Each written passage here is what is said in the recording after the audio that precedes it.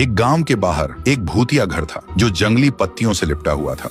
उस भूतिया घर के चारों तरफ हवा हमेशा ठंडी और भारी लगती थी, जैसे कोई सांस ले रहा हो। और उस भूतिया घर के बारे में हर माँ बाप अपने बच्चों को समझाता था, वहां मत जाना बेटा, वहां एक परछाई रहती है जो रात को झाड़ू पर बैठकर उड़ती है। गांव के लोग कहते हैं कई बार गांव के आसमान में एक परछाई दिख जाती है जो एक झाड़ू पर बैठकर उड़ती है। उसके लंबे बिखरे बाल, आंखों में लाल चमक और चेहरे पर ऐसी खामोशी जैसे मौत सामने खड़ी हो। और जब वो झाड़ू पर उड़ती है ना, तो हवा चीखने लगती है, पेड़ की डालियां खुद ब खुद टूट जाती हैं और जिसके ऊपर उसकी नजर जाती है उसे वो अपने साथ ले जाती है हमेशा के लिए। फिर एक बार रात का समय गांव के दो बहादुर नौजवान उस राज को और अच्छे से जानने के लिए उस भूतिया घर में घुसते हैं। भूतिया घर के अंदर एक अजीब सन्नाटा गूंज रहा था। तभी उन्होंने देखा एक कोने में एक झाड़ू खड़ी है। जैसे ही एक झाड़ू के पास गया, पूरा घर कांपने लगा और अचानक सामने एक चुड़ैल प्रकट हुई। उसकी आवाज गूंजी,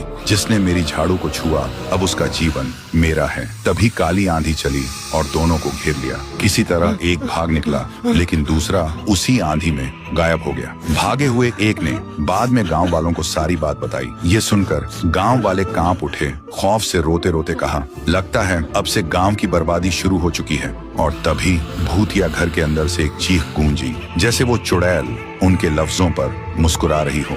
फिर एक रात पूरा गांव खौफ में डूबा हुआ किसी तरह सो रहा था।